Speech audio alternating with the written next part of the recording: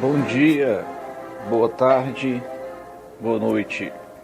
Meu nome é Carlinhos Alves e aqui direto de Fortaleza vamos com mais uma edição do podcast O Literato, com resenha de livros, comentários sobre filmes e séries baseadas em literatura escrita, além de entrevistas de memórias culturais e histórias de músicas e poesias que marcaram todas as épocas. Você ouve aí a trilha do Thomas Newman, do Five Came Back. No sexto podcast vamos falar sobre a série documental Five Came Back, original Netflix 2017, baseado aí no livro de Marcus Harris, que é o autor desse livro que baseou essa série documental da Netflix. Você já deve ter ouvido falar de A Felicidade Não Se Compra, Ben-Hur, os melhores anos das nossas vidas. Será que não ouviu falar sobre esses livros, filmes? Então já deve ter escutado falar sobre esses diretores de cinema, Frank Capra, George Stevens, John Ford, John Huston e William Wyler. Não de novo? Vixe, então tem que assistir essa série de 3 episódios, narrada por Meryl Streep, e que tem os comentários destes consagrados diretores: Steven Spielberg, que fez E.T. e Parque dos Dinossauros; Francis Ford Coppola, aquele do Apocalipse Now e O Poderoso Chefão; Guillermo del Toro, que fez A Colina Escarlate e Hellboy; Paul Greengrass, que fez Jason Bourne; Lawrence Kasdan, O Retorno de Jedi, né? Capra, Stevens, Ford, Huston e William foram contemporâneos do cinema norte-americano e eram destaques com grandes produções cinematográficas antes da Segunda Guerra Mundial, quando foram convocados a servir as Forças Armadas e viram pessoalmente, além de filmarem, os horrores da carnificina do conflito. Podemos perceber nessa produção da Netflix como era usado o cinema para diversos fins, como a propaganda e comoção da opinião pública para que os Estados Unidos entrassem na guerra. Existia um inimigo odiado por todos que motivou que o sentimento em geral fosse favorável a essa entrada nessa guerra. Hitler conseguiu unir capitalistas e comunistas contra o exército nazista.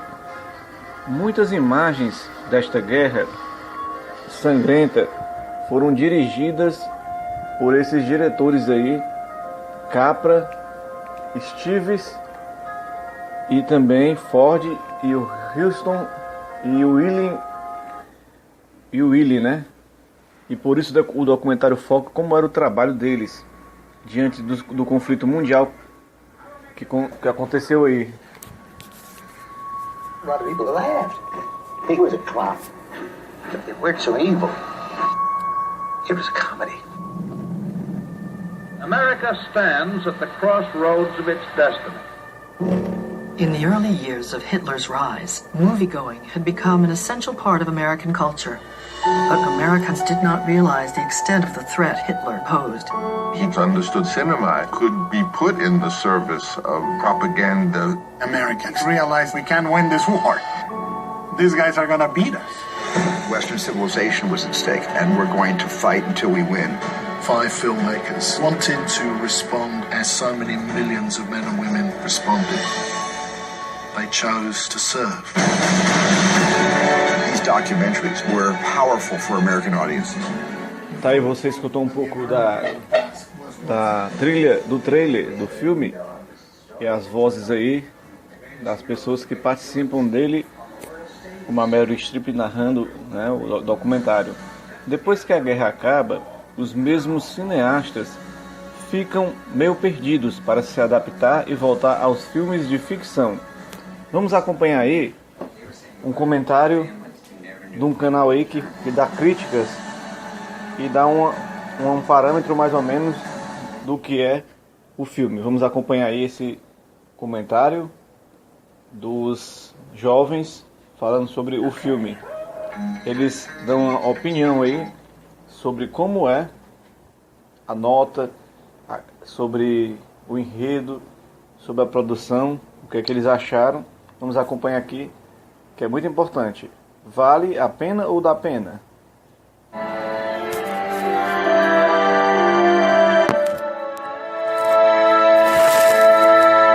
Vale a pena, dá pena, que é o Miotti. Aqui é o Brunão. Brunão, vimos agora uma série do Netflix, que não é uma série, na verdade. É uma série de documentários. É um documentário grandão. É um documentário em 3 partes, digamos assim, né? 1 hora cada. Eles acabaram dividindo em 3 partes, até pra não ficar um negócio gigante, né? Verdade, não é ser tempestade do século, né? Porque o filme tem 5 horas de duração. Calma, calma. Mas é o Five Came Back, que saiu semana passada aí no Netflix, que conta a história do quê, Miotti? 5 diretores do passado, tops, foram para a Segunda Guerra Mundial. Se alistaram na Segunda Guerra, no exército americano, para ir lutar na Segunda Guerra Mundial.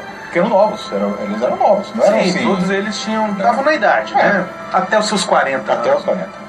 Então eles foram e aproveitaram e trouxeram muito material de lá. Filmaram coisa. Isso, qual é a ideia? A ideia deles é que eles iam para fazer propaganda do exército. Porque né? a Alemanha já fazia isso. A Alemanha já fazia isso há muito tempo. Há muito tempo.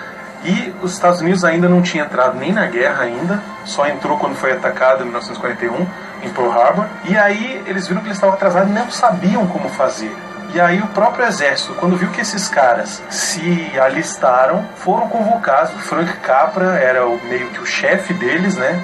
Ele que meio que direcionava, você vai fazer sobre isso, você vai fazer sobre isso. Botaram eles para fazer filmagens reais, documentar mesmo a Segunda Guerra Mundial, as incursões do exército americano, dos aliados, tanto na guerra contra o Japão, tanto na guerra contra a Alemanha, né? Alemanha e Itália, contra os né? nazistas e fascistas da Itália. O que eu acho legal é que o filme, ele narra essa história desses 5 diretores, mas quem é que narra essa história, Miotti? Que na história é a Meryl Streep, mas tem ajuda de outros 5 diretores da atualidade. Exatamente. Guilherme Del Toro, Coppola, o Paul Greengrass, o Lawrence Kasdan e o Spielberg. Exatamente. O Lawrence Kasdan. Cada um fala de um, na verdade. Cada um tá meio que sobre cada um fala sobre o seu favorito. E os diretores que entraram na guerra são Frank Capra, o George Stevens, o John Huston, o John Ford e o William Wyler. Quer saber cada filme desses caras? Veja a série. Cara, quem são esses caras? Só pra dizer um... William Wyler, fala do William Wyler. Ele é diretor do Ben-Hur.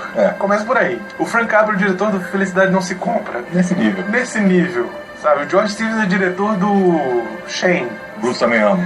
Então, muita calma nessa hora. O John Huston, Tesouro de Sierra Madre. Cara, pois é. E todos esses filmes eles fizeram depois da guerra. Aí que tá. É isso aí que é a parada. Então o documentário ele conta a história desses caras no pré-guerra, durante a guerra e no pós-guerra. O que eu acho interessante é que eles contam exatamente o que eles foram fazer lá, eles falam todos os filmes que eles fizeram lá, os filmes documentais, como esses filmes foram recebidos tanto pelo exército quanto pelo público americano e pela crítica, tudo isso narrado e mostrando as cenas dos filmes. E até depoimento deles mesmos, mais antigos. Mais antigos, exatamente, porque todos já faleceram. Vários desses documentários estão no Netflix agora. Por exemplo, um deles é aquele que é, pra mim, a parte mais sinistra do documentário, que é quando o George Stevens encontra o campo de concentração. É brabo. Então tem o documentário sobre o campo de concentração, sobre Dachau, está no Netflix, cara. Não é ficção, cara, é realidade. É um documentário feito por um mestre do cinema norte-americano. Você já viu Lista de Schindler? Você fica chocado com o que mostra ali. Nesse documentário é pior. É real. É real. Assim, é uma aula de cinema.